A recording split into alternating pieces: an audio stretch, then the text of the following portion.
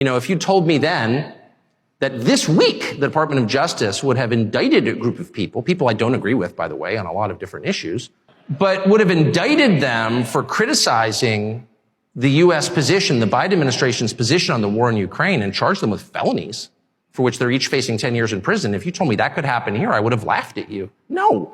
We have a First Amendment. That can't happen here, but it has. That and a lot of other things, which are gravely unsettling, actually, in people who were rooted in the Cold War story and the reality of the Cold War, again, my age, 53, kind of know where that goes. But for those of us who are still engaged in trying to figure out what this means and not just repelled by it, I would say two things that I think we're thinking about. The first is you look around and you see so many people break under the strain, under the downward pressure of whatever this is that we're going through. And you look with disdain and sadness as you see people become quislings, you see them revealed as cowards, you see them going along with a new thing, which is clearly a poisonous thing, a silly thing, saying things they don't believe because they want to keep their jobs. If there's a single person in this room who hasn't seen that through George Floyd and COVID and the Ukraine war, raise your hand. Oh, nobody? Right. You all know what I'm talking about. And you're so disappointed in people. You are, and you realize that the herd instinct is maybe the strongest instinct. I mean, it may be stronger than the hunger and sex instincts, actually. The instinct, which again is inherent to be like everybody else and not to be cast out of the group, not to be shunned, that's a very strong impulse in all of us from birth. And it takes over, unfortunately, in moments like this, and it's harnessed, in fact, by bad people in moments like this to produce uniformity. And you see people going along with this, and you lose respect for them. And that certainly happened to me at scale over the past 3 years. I'm not mad at people. I'm just sad. I'm disappointed. How could you go along with this? You know it's not true, but you're saying it anyway? Really? You're putting your pronouns in your email? You're ridiculous. But no one else thinks it's ridiculous. Oh, no, it's the pronouns in the email. What does that even mean? What does it even mean? You're saying things you can't define. LGBTQIA+? Who's the plus? The plus is invited to my show anytime. Find a plus and I'll interview him. What's it like to be a plus? Am I a plus? I'm serious. I feel like I'm an addition. Does that make me a plus? No one even knows what it is. And the whole society, LGBTQIA+. All right. What's the plus? Oh, shut up. Racist. Okay. Back to my point. So you see the sadness happening. But there is, as there always is, this is a fact of nature and theology and of observable reality, there is a countervailing force at work always. There's a counterbalance to the badness. It's called goodness. And you see it in people. So for every 10 people who are putting he and him in their electronic JP Morgan email signatures, there's one person who's like, no, I'm not doing that. Sorry, I don't want to fight, but I'm not doing that. It's a betrayal of what I think is true. It's a betrayal of my conscience, of my faith, of my sense of myself, of my dignity as a human being, of my autonomy. I am not a slave. I am a free citizen, and I'm not doing that. And there's nothing you can do to me to make me do it. And I hope it won't come to that. But if it does come to that, here I am. Here I am. It's Paul on trial. Here I am. And you see that in people, and it's a completely unexpected assortment of people. You could not have known who these people are. They don't fit a common profile. Some are people like me. Some of them don't look like me at all.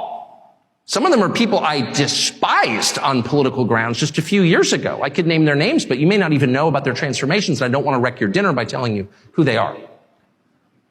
But there's in one case someone who I made fun of on television, and certainly in my private life in vulgar ways, who was really the embodiment of everything I found repulsive, who in the middle of COVID decided, no, I'm not going along with this. And once you say one true thing and stick with it, all kinds of other true things occur to you. The truth is contagious. Lying is, but the truth is as well. And the second you decide to tell the truth about something, you are filled with this, I don't want to get supernatural on you, but you are filled with this power from somewhere else. Try it. Tell the truth about something. You feel it every day. The more you tell the truth, the stronger you become. That's completely real. It's measurable in the way that you feel. And of course, the opposite is also true. The more you lie, the weaker and more terrified you become. We all know that feeling. You lie about something and all of a sudden you're a prisoner of that lie. You are diminished by it. You are weak and afraid. Drug and alcohol use is the same way. It makes you weak and afraid. But you look around and you see these people, and some of them really have paid a heavy price for telling the truth. And they are cast out of their groups, whatever those groups are, but they do it anyway. And I look on at those people with the deepest possible admiration. I am paid to do that. I face no penalty.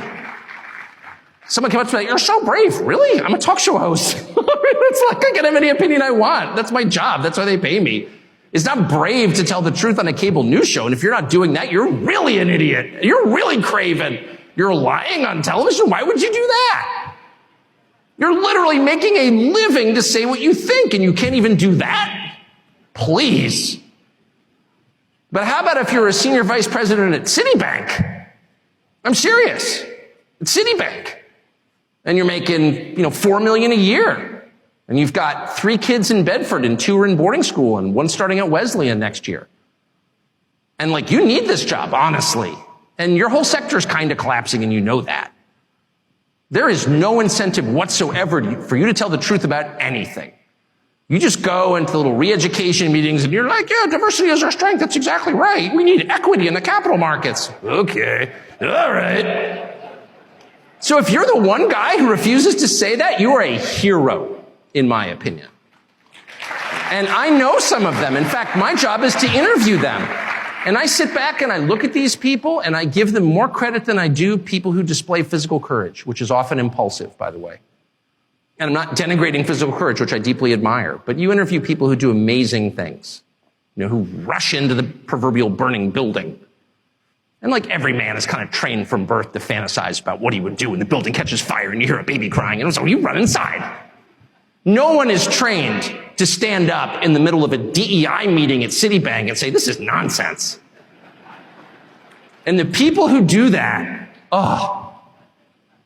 they have my deepest admiration. And so their example really gives me hope. It thrills me. I talk to them all day long, people like that. That's the first thing. I'm just saying this as an observer of what's going on. There is no way to assess, say, the transgenderist movement with that mindset. Policy papers don't account for it at all. If you have people who are saying, I have an idea, let's castrate the next generation. Let's sexually mutilate children. I'm sorry, that's not a political debate. What? There's nothing to do with politics. What's the outcome we're desiring here? An androgynous population? Is that really what are we arguing for that? No, I don't think anyone could defend that as a positive outcome. But the weight of the government and a lot of corporate interests are behind that. Well, what is that? Well, it's irrational. If you say, well, I think abortion is always bad. Well, I think sometimes it's necessary. That's a debate I'm familiar with. But if you're telling me that abortion is a positive good, what are you saying? Well, you're arguing for child sacrifice, obviously. It's not about a teen girl gets pregnant and what do we do about that and victims of rape. I get it. Of course I understand that and I have compassion for everyone involved. But when the Treasury Secretary stands up and says, you know what you can do to help the economy? Get an abortion. Well, that's like an Aztec principle, actually. There's not a society in history that didn't practice human sacrifice. Not one. I checked. Even the Scandinavians, I'm ashamed to say. It wasn't just the Mesoamericans, it was everybody. So that's what that is. What's the point of child sacrifice? Well, there's no policy goal entwined with that. No, that's a theological phenomenon. And that's kind of the point I'm making. None of this makes sense in conventional political terms. When people or crowds of people, or the largest crowd of people at all, which is the federal government, the largest human organization in human history, decide that the goal is to destroy things, destruction for its own sake. Hey, let's tear it down. What you're watching is not a political movement, it's evil.